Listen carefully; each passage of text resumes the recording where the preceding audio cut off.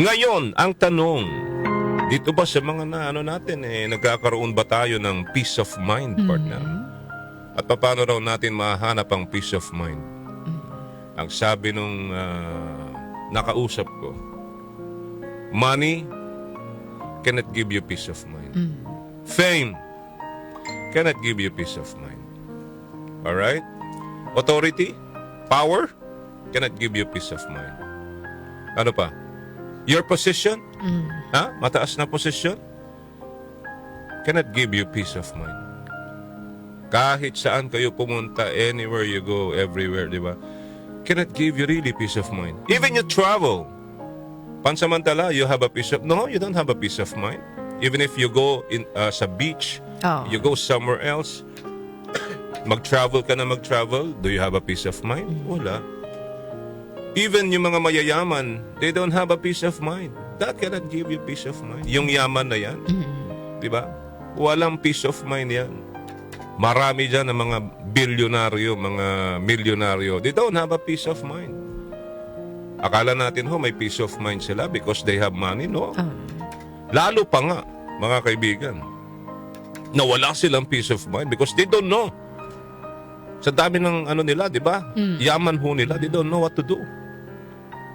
Kaya nga, naalala ko yung isang na, imagine mo, ang tulog nung mama alas 12, gigising ng alas 3, alas 4. Dahil ang daming gawain. Dahil, siyempre, patungkol sa pera yan di ba? Patungkol sa negosyo. Walang peace of mind. Saan natin mahanap ang peace of mind, mga kaibigan? Sige nga, saan nyo mahanap ang tunay na peace of mind? At makikita lang ho natin yan sa ating Panginoong Jesus. Ang peace of mind. Amen? Tama ba ako? O tama ako? Yes, mga kaibigan, it's only Jesus can give us peace of mind. Dahil mismo sinabi niya, peace I live with you, my peace I give you. I do not give to you as the world gives. Do not let your hearts be troubled and do not be afraid. Okay? Kapayapaan ang iniiwan ko sa inyo. Ito yung part ng di ba? Kapayapaan ang ibinibigay ko sa inyo. Hindi ito katulad ng kapayapaang ibinibigay ng mundo. Huwag mabagabag ang inyong kalooban at huwag kayong matakot. Iba ho yung peace na binibigay sa atin sa mundong ito. Na you're at peace because you have money. You're at peace because you eat 3 times a day. Right? You're at peace because you can travel. No, pansamantala lamang ho yun, mga kaibigan. Para nag-refresh ka lang Tama? Oo. O reboot. Ano man mga tawag ho nila ngayon, mga millennials. Di ba? Totoo po to, mga kaibigan. Tanungin niyo po ninyo yung may mga marami hong kakwartahan dyan. If they have peace of mind. Only God, only the Lord Jesus can give us the peace of mind. Wala nang iba. Kaya, if you really want, gusto talaga natin na magkaroon po ng kapayapaan sa ating puso, sa ating sarili, sa ating tahanan, sa ating pamilya.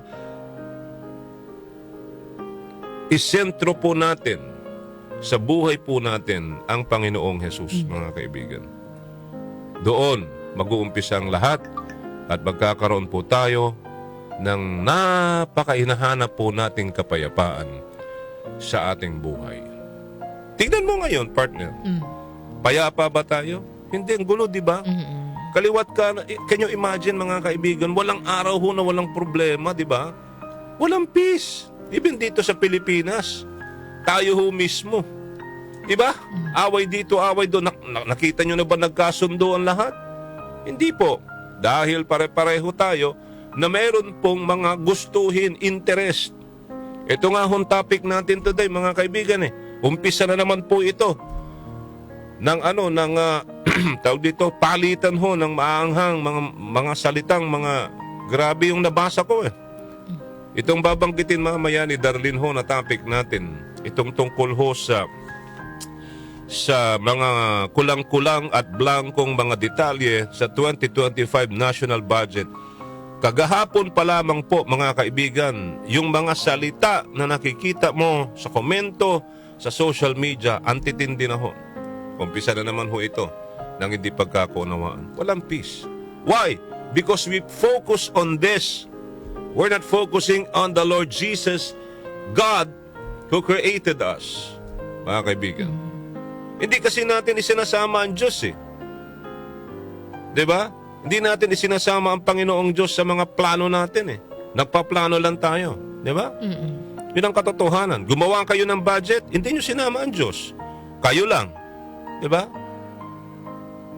We don't seek or we don't ask the guidance of the Heavenly Father, the Lord Jesus, sa mga bagay na pinag-uusapan natin. Ang masakit nga ho doon, mga kaibigan eh. Meron pa hong mga mambabatas na leader ho ng mga kanilang religious sector. Diba? Tandaan ho natin ito. Sinasabi ho sa kawikaan, nasa tao ang pagpaplano, ngunit ang Panginoon na nagpapasya kung magaganap ito o hindi. Ito yung sinasabi ko ho dito. Yung inaakala nating tama, yung gagawin ho natin, diba? Eh mali pala. So Diyos pa rin ho ang magpapasya. Magplano ka ng gusto mo, hanggat gusto mo, partner. Pero Diyos pa rin ang magpapasya. Kung magiging okay ito, mapipirmahan. Kung hindi, may lalabas na problema. May lalabas na mga hindi karapat-dapat sa decision making na ito. Kaya mga kaibigan, ulitin ko, if we want peace, as in totally peace, mga kaibigan, kapayapaan, ano pa bang ibang term sa Tagalog ng kapayapaan? At peace. Hindi ho yung pamamatay ka na din. I mean, Kapayapaan, oo. Panatag. Panatag ka. Oo. Diba? Focus po tayo sa ating Panginoong Jesus, mga kaibigan. Isama natin siya sa ating mga paglalakbay sa buhay, sa ating mga gawain, etc., etc., at iba pa.